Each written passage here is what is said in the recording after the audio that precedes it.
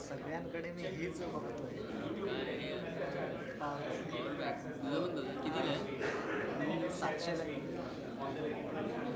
सगळीकडे हेच बघतोय. चांगलं आहे ना? 10,000 आपली हे पण बॅटरीचे त्याच्याकडे ट्राय नाही केलं कधी.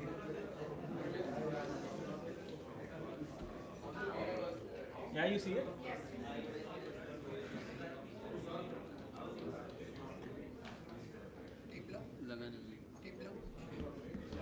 हाँ रुक मेरे पास एक और लंबा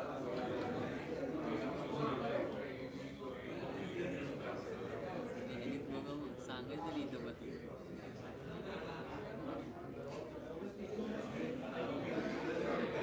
थोडंसं ही लाईट घ्यायला पाहिजे होती यावर इथून आहे काय पुढे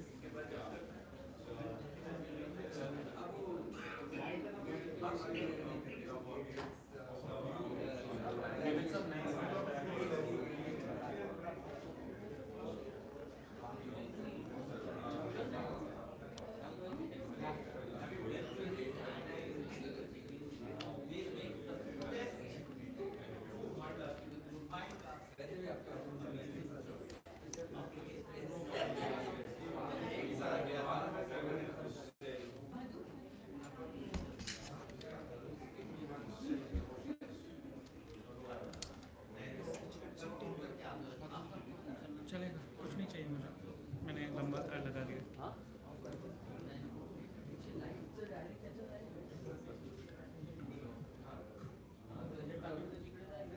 नको नको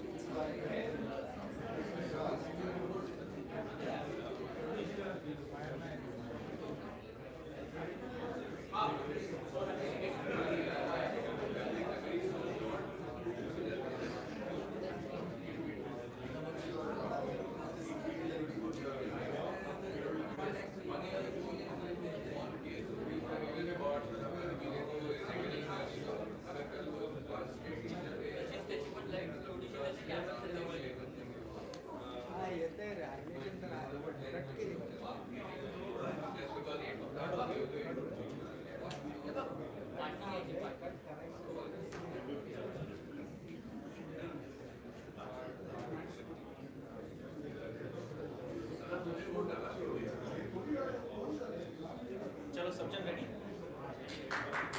Everybody please sit down. Okay, we're going to sit up here.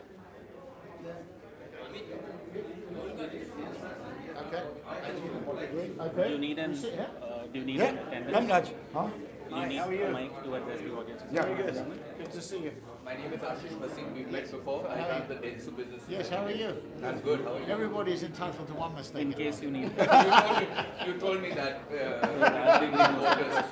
I communicated it back to him, and he said his was the mistake that he made working for you.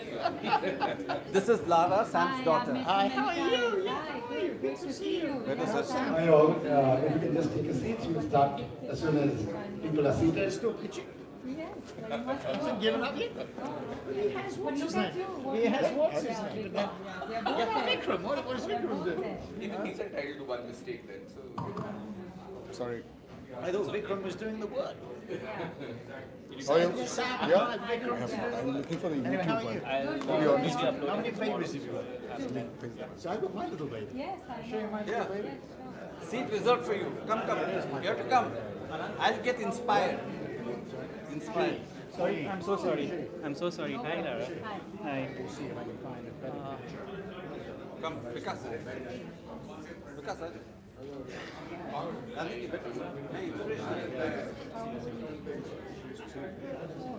She was born on Trump Day. Oh, wow. Man, you know when I decided when I'm on my way to CIA, I don't come for that.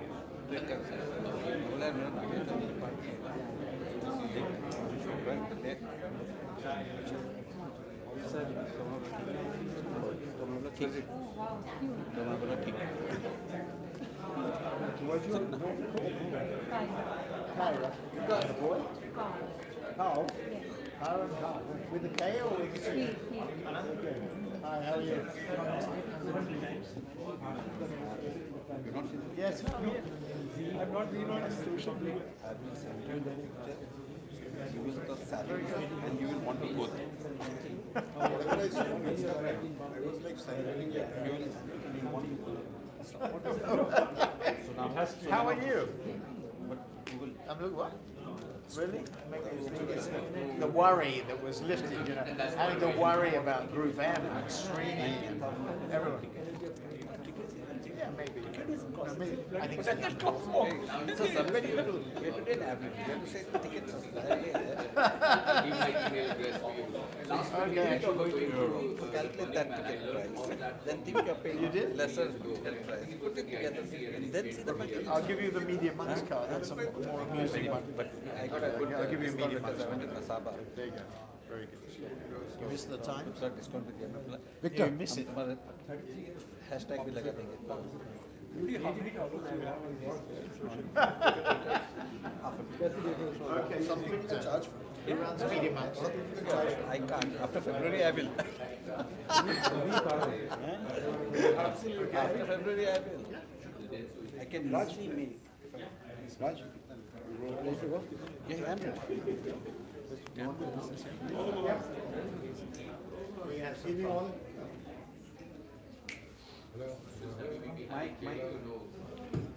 Hi, evening all. Sorry for the delay, but traffic is the culprit, as usual. Anyway, we're ready to start. So we are changing the format a little bit. We're going to stick to a crisp half-an-hour discussion between Martin, Raj, and myself, and then therefore give Martin a chance to meet all of you gathered here today, so he can say hello to you guys rather than do a one-to-many. So that's it. That's where we're going to start right now. So if you can have Martin on stage and Raj Naik on stage. Thank you.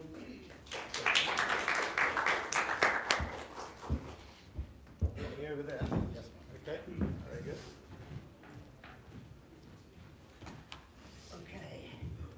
Okay. You don't have to keep phones off here, so keep the phones on and tweet and say nice things about this gathering. Make sure I look good in the photo. Make sure Raj looks good. That's not tough. Make sure Martin looks good. Welcome to India, Martin. So we'll kick off. Great time. Great day to be here. First time in 10 years. Not Not very that well. I've been here, but that you've been in Australia. How come? Yeah. And by 31 runs, I got off the plane. I got on the plane at Udaipur, and I think it needed 100 then. Right. It was just, and then it was getting closer and closer. The guy in front of me was watching it on. We had Wi-Fi on the plane, and he was watching it all the way through. You weren't flying in Indigo? No, it wasn't. Right, It was right, Vistara. right. Vistara, Right. excellent actually. Very good, excellent. Right. I remember in my former existence, I think one of our identity companies did the identity. I remember. Okay.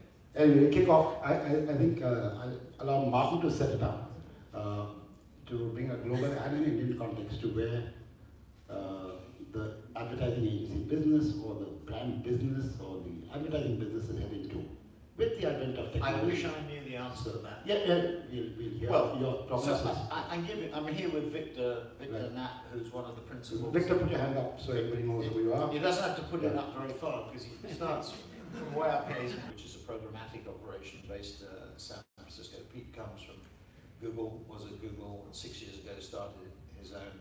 Actually, it was a first-party data company originally, and then it morphed into a programmatic company. So where do we think the business is going? And it's not the agency business. Where do we think clients are going? I think there are three areas. Or where do you think consumers are going? To come back to where the clients Well, are. I mean, it's the same thing Right. anyway. It's the same thing Right. anyway. I mean, clients in theory, Keith Weed just moved on from Unilever as CMO, and I think he's a good example of somebody who I do think understood what was happening in terms of consumer preferences, how they bought products and services, how they consume media, how clients were reacting to that as a result in the economy that we face, which is very different to what we faced before 2008. I think Lehman made a big difference. And I looked at the WPP portfolio after I was electrocuted, or however you put it. There were three areas. There were three areas that I thought were really important. One was digital content, which Victor knows a lot about. When he started his company 16 or 17 years ago with Wes. The second area was first-party data. Now we have, India is a good example of the data assets that WPP Dentsu, got an excellent data company called Merkle, which they overpaid for, but that doesn't stop anybody from doing it. I wouldn't admit openly to overpaying, but occasionally we might have come close to it. You wanted it badly, Sir Martin. You wanted it badly. No. We got knocked out actually. The truth is, we got knocked out in the first round. I remember you want to go. I remember this very well. This was a good example actually. He is trying to be the new Martin Sorrell of India. Okay, fine. Okay, we'll test them out a bit. So we went. It's an interesting case study. We went into the first round at about $1.2 billion, I remember, and it was a big gulp for us. And it was for 40. That was valuing the whole company. And David Williams wanted to sell 40. He told us through the sale process he wanted to sell 40%. We got knocked out in the first round, so we scratched our heads and we thought, well, we'll get together with a private equity company. I won't say which one it was, but it was a really good one based in America. And we came in to round two together with them at about 1.2. Got knocked out again, so we had two bloody noses. And Advent, one of the major PE houses, was very keen on the asset. Again, buying 40% of it. And I think they bid something like 1.4, 1.5 billion, and they're very strong. They just raised another $16 billion or euros of funds. I think it's their 6 or 7 fund. I mean, they're a superb PE operation. And they didn't make it either. And you ride in, not you, but your Japanese bosses. Your Japanese bosses ride in and pay 1.7 for the whole kit and caboodle for 100%. And that was, I think Lazard's represented, in fact I know Lazard's represented Dentsu in that transaction. But look, to my mind they overpaid, but fair's fair. It's an excellent company. And David has built an excellent data company. So second data and third media planning. This part of the evening, Raj and I will ask the questions, not Ashish. So, if we can keep to that. Yeah, so second is data, you said. So those three areas. Yeah. That, to my mind, is the key. Now, it's purely digital, so we're focusing on what is currently 40%. So the industry is $1 trillion, 500 billion in the traditional stuff that you know, and 500 billion in the new stuff. So we're focused on the 40% of the 500 billion, so it's 200 billion. right? And it's dominated by Google and Facebook. Google's ad revenues last year were 100, Facebook's were 40, Amazon, is a blip at 10, but growing very rapidly, and I think it will be 100 in fairly short order. By going for the long tail, not for the big clients, but for the small and medium-sized businesses. So that's where we're focused on. That's where I think the growth is, and I think it's an important point. McKinsey did a study some years ago about why companies' longevity has got less and less. You look at the S&P 500, you look at the Fortune 1000, whatever it is, the life cycle of companies has got less and less. But the single most important factor, it wasn't about CEOs, it wasn't about cutting costs or that. It was about finding the top line growth. So when I came out of WPP, what I did was to look at, so I looked at companies like AKQA, or VML, or Wonderman, or Ogilvy One. Ogilvy is now one unit, but Ogilvy One would be an example of it. So that was one area. I looked at Lightspeed, or Kantar World Panel in data. Not pure first-party data operations, but pretty much. And then I looked at media planning buying. I looked at Essence or Xaxis in programmatic. And it seems to me that those are the three areas that you need to focus on for growth. And from a client point of view, what does the client want? They want it faster, they want it better, and they want it cheaper. I know that's a crude way of putting it, but I really think that's the way the world's gone. And they want it that way because the pressure on the clients is huge. Right. And every day, it ratchets up. And the reason it's huge is that since 2008, the world has grown at a slower rate in nominal GDP than it did before. Why? Because inflation has been eradicated, at least to date. Sure. They have very limited pricing power, not no pricing power, but very limited pricing power. So they're focused on cost. Right. And procurement and finance rule. Right. They're much more important, or have become more important in many companies than marketing, which, from our point of view, and everybody who works in an agency in this room, has suffered as a result of it. I think that's the key factor. Are Google and Facebook part of it? Sort of, but I don't think it's. Right. Is it Deloitte? Is it Deloitte's and Accenture? Sort of, but not the key. Is it in-housing? Sort of, but not the key. The real key is that the pressure on the clients is huge, and it's a referred pain on us. Right. And so what we have to do is carve out a different model. Yeah, okay, what's a different model? But before that, Raj wants to ask you something. Yeah, I have two questions that come to my mind. One is, after you got electrocuted in your words, in one of your interviews you had said that a successful sweet revenge would be new approach, new era. Succeeding. Yeah, I mean. So what is your new approach? What's version 2.0 going to be? No, it's not. Oh, it's 3.0 because I did start, with the Saatchi brothers. I was referred to occasionally as the third brother.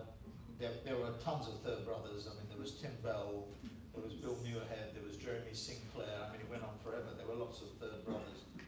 But it was a great environment. I mean, Saatchi's, and it's interesting just to go back on that, because Saatchi's was about globalization. Ted Levitt, the famous Harvard Business School professor, in 1983 wrote an article in the Harvard Business Review about globalization. And his thesis was everybody was going to consume the same thing in the same way everywhere. And when in 2003, we did a 20th anniversary thing at Harvard Business School with John Quelch, who was on our board. He was a business school professor at Harvard. And we did a session with Ted before sadly he died, where he said that he overate the pudding. I mean, he went to the extreme to make the point. He was just saying that people were getting more similar. He wasn't saying that everyone. All would be similar. But Saatchi's was about globalization. I mean, I remember Morris running into my office. He was on that side of the building, I was on this side, and he literally ran around and said, I found this article in the Harvard Business Review, I think it was 1983. This is our corporate strategy. And he was right. Dead right. Warren Buffett said, but investing in IPG and Ogilvy in the 70s or the 80s was a royalty on the growth of US businesses abroad. And he was right mathematically because we were paid in those days 15% of billings or 17.65 on cross. So if they expanded abroad, we got paid more. So taking on So, from this, so then WPP was about that and also about technology, because the internet, the growth of the internet. What S4 is about is purely about technology. So there are 10 companies to me that to my brain, such as it is, are important at the moment from our point of view. Google, Facebook, Amazon, Tencent, Alibaba, Apple, Microsoft, and then 3 software companies, Oracle, Salesforce, and Adobe. Those 10 companies, to my mind, are the key companies. And if you said, what I'd like S4 Capital to be, is a royalty on the growth of those companies. Now they're going to morph, they're going to change. I call them the fearsome 5 for the 5 big American companies, the 7 sisters for the, you throw the 2 Chinas in, and putting the 3 software companies to the side for a minute. And the 7 sisters analogy is a good one, I think, because the last things that were called 7 sisters were the energy companies in the early 20th century, right? And they got regulated, right? John D. Rockefeller, was the Jeff Bezos is the John D. Rockefeller of today. So, that's the way I see it. And so, when I got electrocuted, as you asked, I really wanted to focus on those. It was an opportunity. I had a clean sheet of paper. I had nothing. And the good news is I had a clean sheet of paper because I had nothing. The bad news is I had nothing too because I don't have the scale. So now with Victor's help, with Wes's help, with Pete's help, with Chris's help, it's the start. It's a small. This is a peanut. We describe this as a peanut. Victor gets upset when I call it a peanut because he's so big. But it's a peanut. It's 150, on a pro forma basis, $150 million company. So it's tiny, but it's growing very fast. Victor's company is growing at about 45–50%. Mighty Hive is doubling from small, very small bases, but there's very strong growth. Yeah, right. you mentioned about S4 and you mentioned about Amazon and Facebook and Google, and today they take a large chunk of the advertising money. Yeah. What happens to the OTT players who are there, the other OTT players? All the broadcast players. All the broadcast players. Well, the answer is, it's the same thing as the agency space, or indeed the newspaper space. The newspaper space was dramatically affected. I was staggered by the impact. I'll just take the UK newspaper industry, probably about 3 or 4 years ago, maybe 4 or 5 years ago. Advertising revenues were dropping by 25% a year. It was extraordinary. Not in a nanosecond, but a very short period of time. Do I think free-to-air is going to be like that? No. But I think most analysts, the forecasters at Group M, the forecasters at Publicis Media, the forecasters at Denso Aegis, all of them are forecasting audience contraction of around 1 to 2%, something of that order, at a fairly steady rate over time for free-to-air. And it might get worse. No, that is understood. But television to digital, I can understand. But within digital, because if Facebook and Google are taking almost, and now the 10 cents and all, it will be almost 90% of the revenue. The 10%, how will the other OTT players from broadcasters survive? It's going to be very because tough. there's such a big long tail. It's going to be if you ask me what is the force that would stop, and Facebook, right? People say, well, they've got a lot of current difficulty, privacy, brand safety, political stuff, even management. And older audiences, young audiences. Well, that is part of it too. But that may be the case. So what do I hear when I go and see? And actually, it's interesting you ask the question because in the last couple of weeks I've heard this. So where's the money going? I had one client say to me, I'm taking money off Facebook. Where am I putting it? Instagram. Right. One pocket to the other. A lot of people don't even know that Instagram was part of Facebook. I don't, despite all the problems facing Facebook, I don't see massive degradation in the Facebook base. Now, and that's a question about age. Snap, to me, you may remember 2 or 3 years ago, people criticized me for saying, you know, Snap might be the third force when it went public. I think WPP was spending about $100 million. So Google was at 5, Facebook's at 2 and billion, and Snap is at 100, right? I mean, it wasn't as much as that then, but, and I think we went to 200 and then to 400, but tiny. And Snap yet was, you know, any client that I spoke to would say their kids were on Snap rather than on Facebook. Which is true of Instagram today. So, yes, I mean, Instagram is very powerful, very powerful. So I don't see the duo, well, I think it's a trio. I mean, at the end of the day, it's Google, Facebook, and it's Amazon.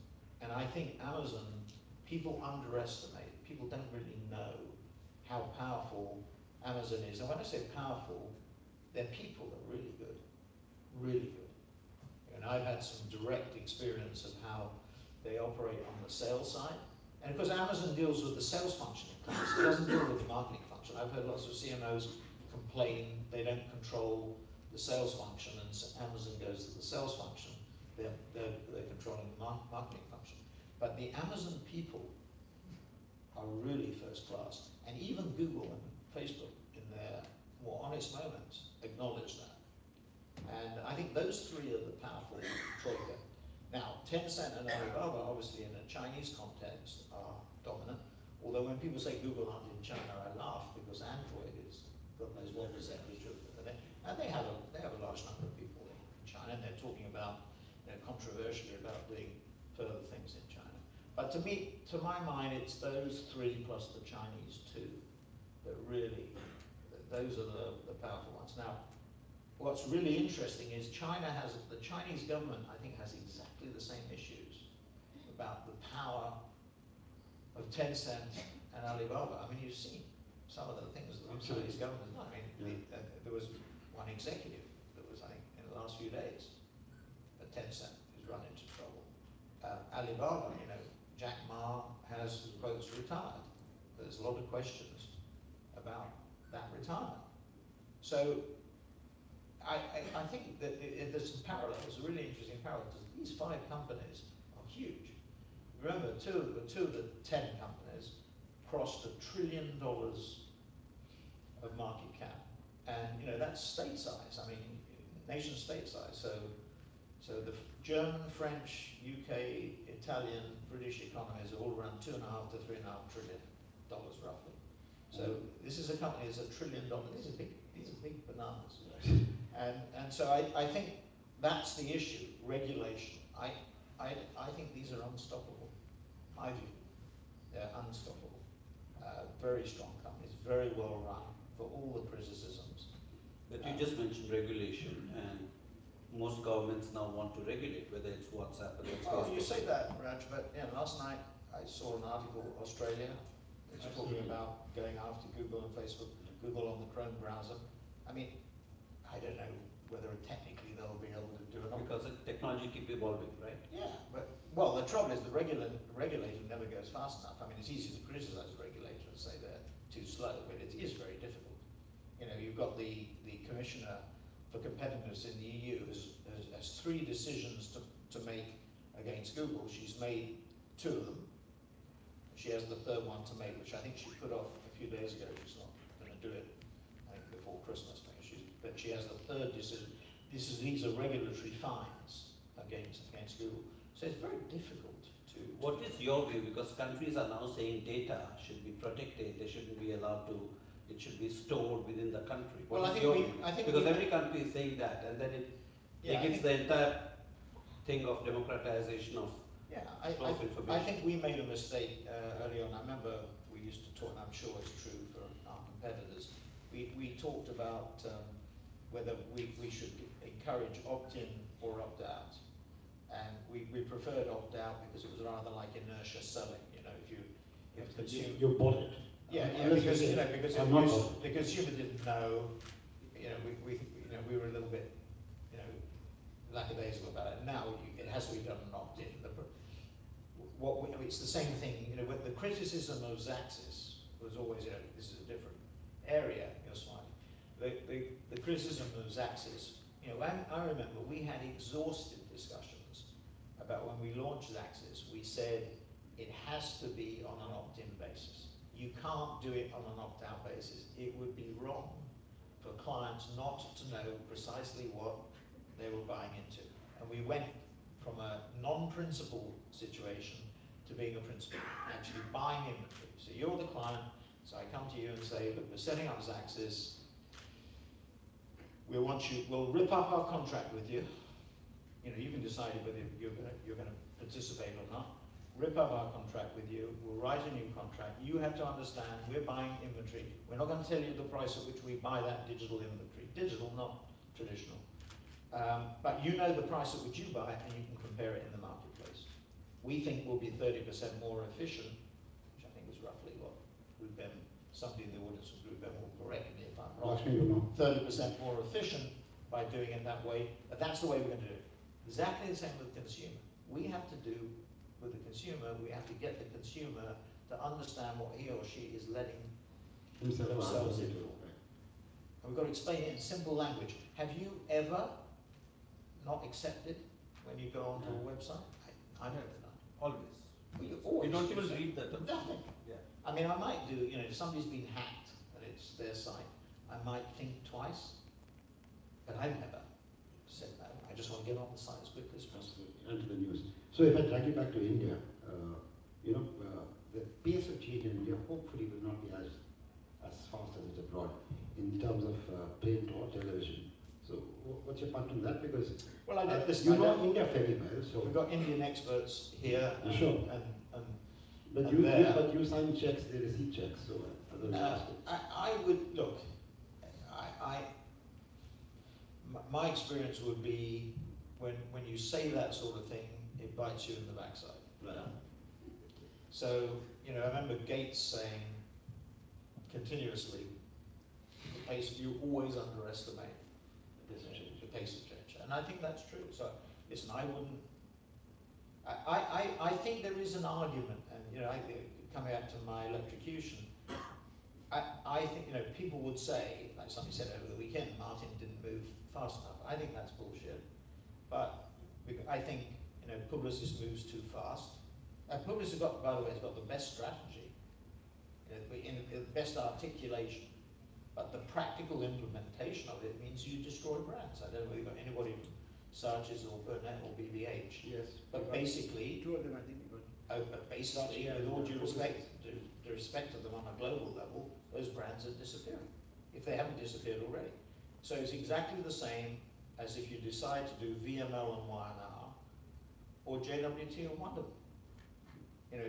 India is a very good test case for JWT and Wonderman. As I remember it, Wonderman was pretty small in India, and JWT is pretty big in India, and pretty famous. Wonderman is certainly less famous. And if you've got people running around India calling it Wonderman instead of Thompson, you have a problem. Yeah. Absolutely. Right? And it's like I was in Argentina and Brazil when they announced VML Y&R, and people came up to me. I was in Buenos Aires. Came up to me and said, "Who is VML?" I said, "Well, they're really good. John Cook is really good. He runs VML. He's based in Kansas City." This did not go down well in Buenos Aires.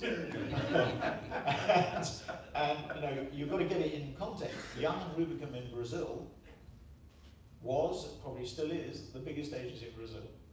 Roberto Justus, who ran the combined, was the old Bates. We put it together with Y&R. This was a formidable agency. And in Argentina, Dario Storchnoi, who's a different story, but ran the operation there for many, many years. And Young and Rubicam was a really big operation there. So I think these issues are good. So Publicis, to my mind, going in the right direction but too fast. Omnicom doesn't have a strategy. That was meant to elicit a laugh, but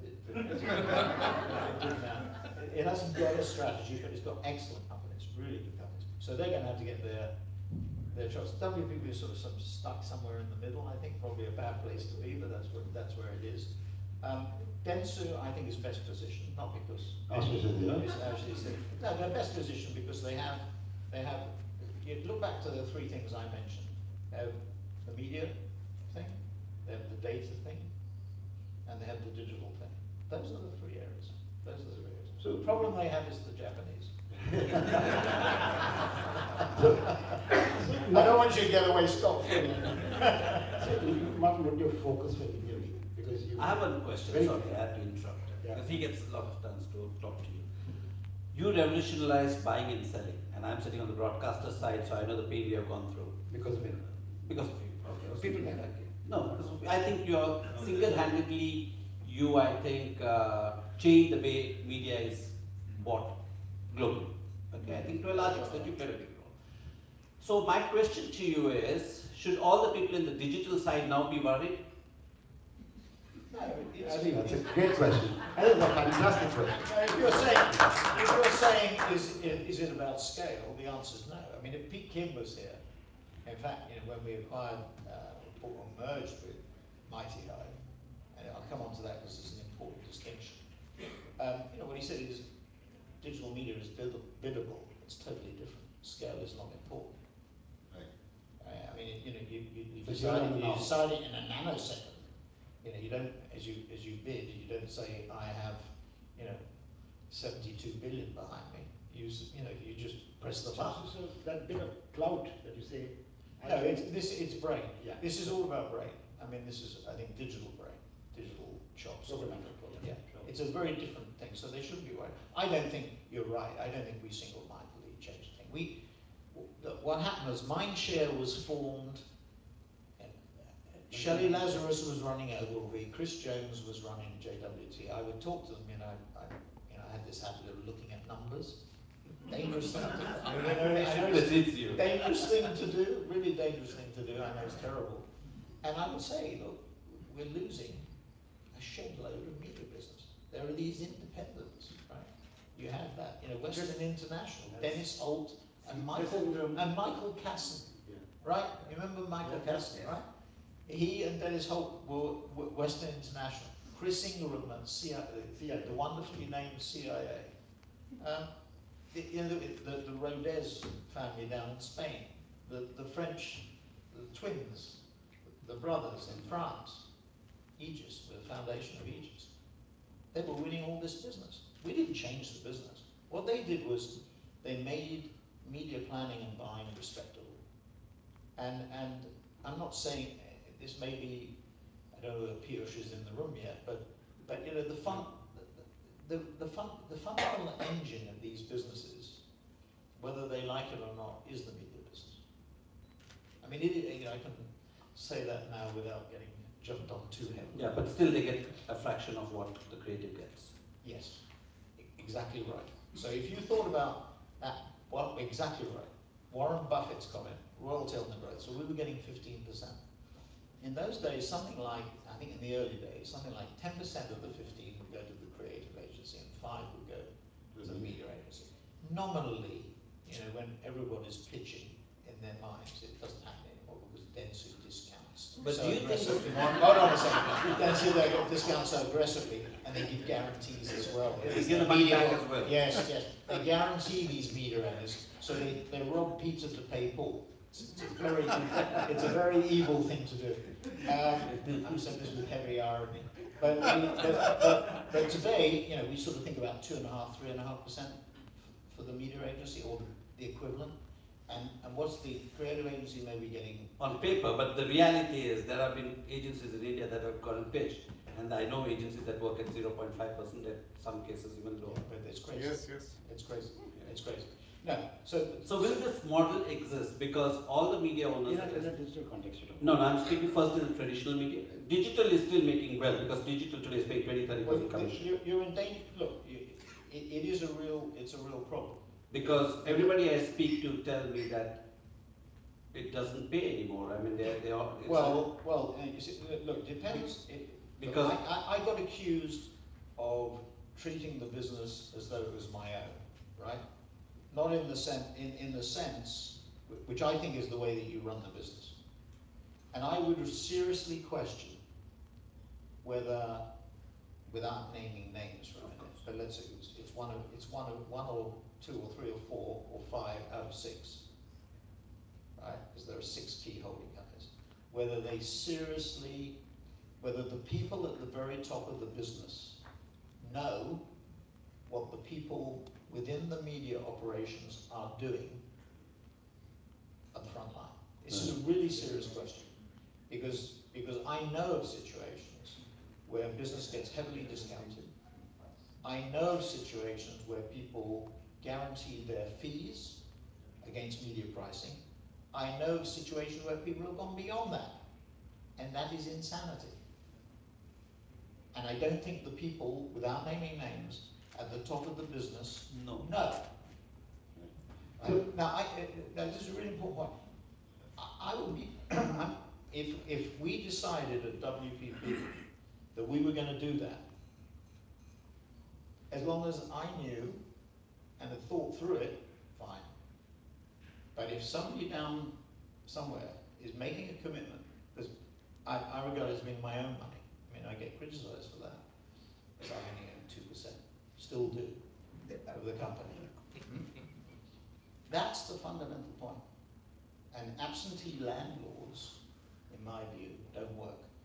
And that's, you know, and the pressures in the system, I mean, to your point, which I think is a really good point, the pressures in the system are so great, you know, because our planning system, our budgeting system, you know, people are paid incentives on the basis of how they do in Delhi or Mumbai or Paris or London or New York, where I would say, you're absolutely right. And it's fine if everybody has consciously gone through the process. But my fear is that is not the case.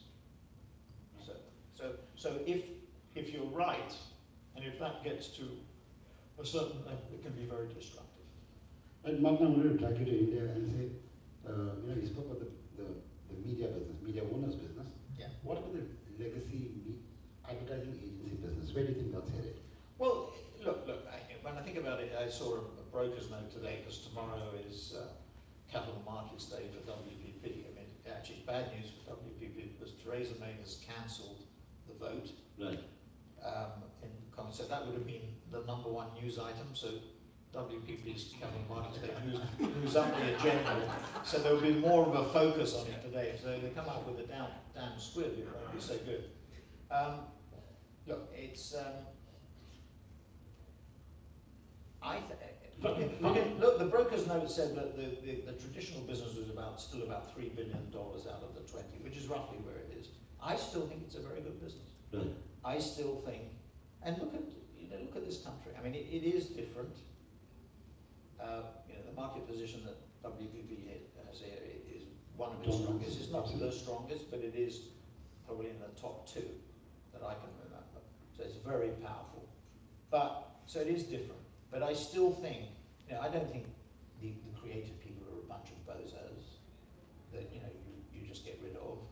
And I think the danger, you know, my view was make it YMR VML, make it JWT Wonderman. That's always been my view, if you were going to do that. Because I do believe in the strength of these brands. I mean, they may not be digital, and there may be a message, you know, you're putting digital first, so but I still think these things have value. And I think the problem with managers is they don't appreciate that. I think people who start businesses, I know that Victor and I share exactly the same view, and Pete Kim share exactly, and Wesley as well, and Chris, we share exactly the same view about the contribution that anybody can make to our business. And we don't dismiss people's views or fail to listen because we've been around for 150 years. Right. Managers, you know, there's nothing wrong being a manager, don't get me wrong. You were one. But I think they tend to do things by diktat. You know, over the weekend I was criticised for saying that WPP had become too British, right? And that people weren't travelling. I think it's important. Right. Now, maybe, you know, the other side of the coin is the fact that you don't visit means that you're not a problem, so everybody breathes a sigh of relief that they're not regarded being a problem. I think that's wrong. I think if you're running a multinational operation, You must go to the And the multinational. senior management of WPP have not visited Asia or Latin America at all in the last 6 months. I think with one exception, China. One exception. Now, if people are criticizing me for saying that, I think it's wrong. It's not the way to run a multinational business or an international business. You have to get, if you're going to make structural changes that result, according to one of the headlines, in losing 7,500 jobs out of 135,000 jobs, you have a responsibility to visit those places. You know, somebody wrote me a note saying that JWT in Argentina has gone down by 60%. I take that to heart. I don't do that. If it was me, I would take that very seriously to heart. You have a responsibility to visit those people, explain what you're doing, and if you have to take any shots for doing it, you have to take some shots to do it. I think that's it. So when I talk about traveling and going around the scene, you know, I happen to, you know, I was thinking about it over the weekend. I actually happen to love coming here, or going to China, or going to Argentina, or Brazil, or Mexico. It's not a chore. You know, I don't get up on Monday morning and put travel time on the clock on Monday morning because I want to be at home on the weekend. I think it's a fundamental, you have a responsibility, and I talk passionately about it. I really do believe it. And I think it's a different attitude. And sure. In the interest of time, No, one question. because I'm going to ask you one question. because It's good when they fight. I really don't want people with hand, you know. So, Martin, if you can give us a snapshot of your India shopping list. What kind of India shopping? What kind of companies are you interested in? There might be some sellers here. So my question is related to this. So are you focusing on advertising, digital advertising, or also content? Well, we're focusing on content. First-party data is very difficult because it's expensive, and the sources of first-party data are primarily clients. But there are some pools for data. India has, you know, IMRB and the tradition of the data bit, what we call the data business, the market research business here in India. You know, all our peregrinations and ups and downs with media measurement. I'm part of it, yes. Media measurement here. It was still the wrong decision, but anyway, that was we should have stuck out. No, I didn't handle it right. We should have got into that situation much earlier. Anyway, but the history. So data clearly is part of it, but content and then media planning combined. Those are the three areas. So there are a number of smaller agencies that people have broken away from, you know, left traditional agencies, started digital businesses, or started pure digital businesses. We'd be interested.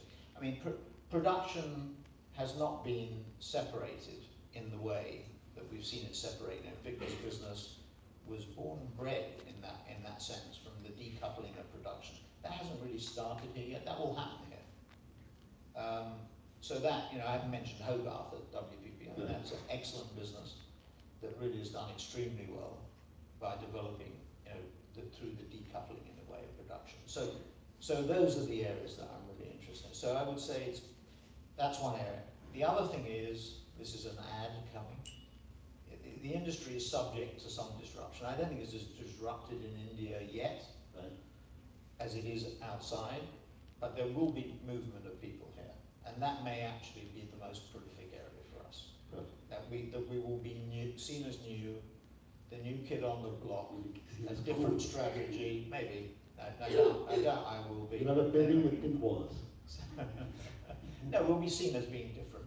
I mean, and the acid test, coming back to your question about, you know, you asked about Gideon and the biggest form of revenge, which I never really answered. The biggest form of revenge would be, not revenge for revenge's sake, but actually creating something that is so differentiated that is successful.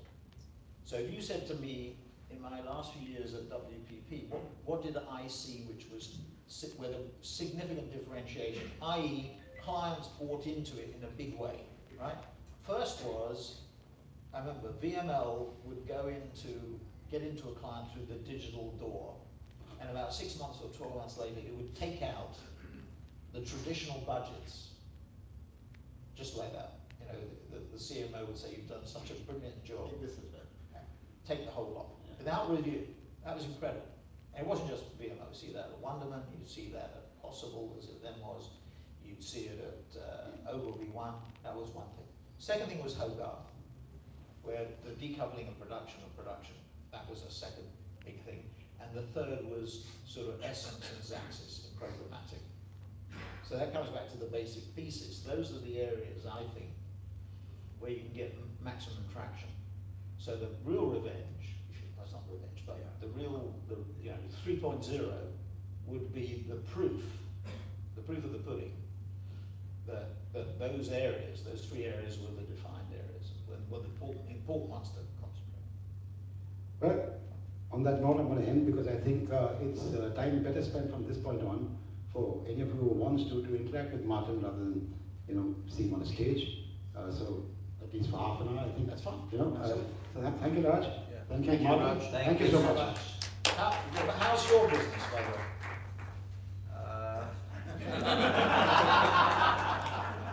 That's a good question. No, the business is good. I think it's growing. The problem that we have at this moment is the industry is launching a lot of channels, so this inventory is surplus.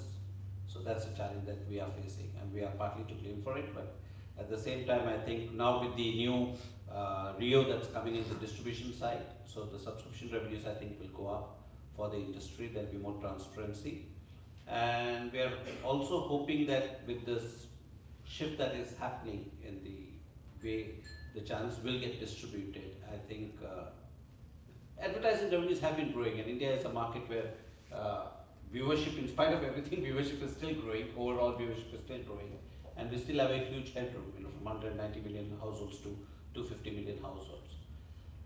Digital has still not affected broadcasting in any which way when it comes to revenues so far. Even viewership, there is a trend. There are people who also watch digital, also watch TV, but it hasn't impacted because in the main cities, the Netflix and the Amazon at this moment don't accept advertising, so that hasn't impacted. And the OTT players that are there, whether it's Moot or Hotstar or Z5, they're still, and that's the challenge. That was my question to you. If Amazon opens its advertising, and well, my view is controversial. Is that Netflix does product placement. I mean, I've seen on the front of some of the Netflix films product placement. Yeah, but it's subtle. I mean, but my view is they'll take advertising at some point in time. But they've always taken a position. The last question, I have to ask a question, and Anand is in a hurry. The question I have to ask you is, with so many apps, because in India you don't have a Hulu kind of a situation, right? Z has its own app, Star has its own app, Sony Live has its own app. With so many apps, a viewer, how many apps will he finally have?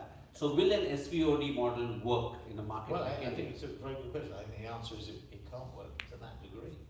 And to be fair, when you look at what's happening to the industry, right, so you've got AT&T, Time Warner, you've got Sky, Comcast, you've got Fox and Disney. I mean, that's telling you something. I mean, so the two seminal events to me in my final year, really, which was 2017, was February 2017, Kraft Heinz bids for Unilever for 48 hours. And Paul Polman does a brilliant job in fending them off within 48 hours, which when you think about it was truly extraordinary. And then the second thing was Rupert Murdoch's decision in November of 17 to sell, effectively. And now Subhash Chandra has said that he wants to sell. Yeah, so that's telling you something, which is, consolidation is a bit like the big six. I mean, there has to be some consolidation, something has to give, because you said inventory is oversupplied, and the apps are the same, just another manifestation of the same problem. So there has to be some continuous consolidation, I think.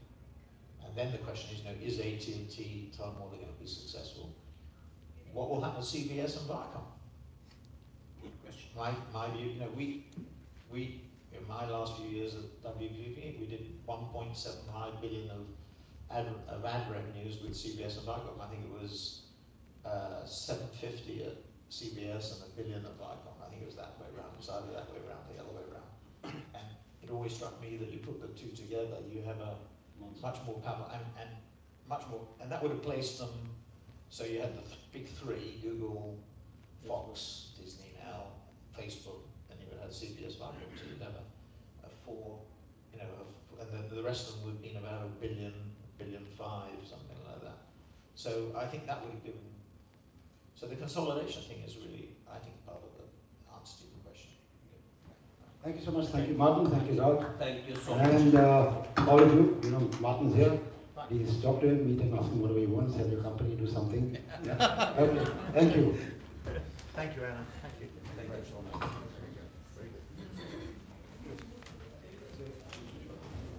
Yeah, sure. Sure. Okay.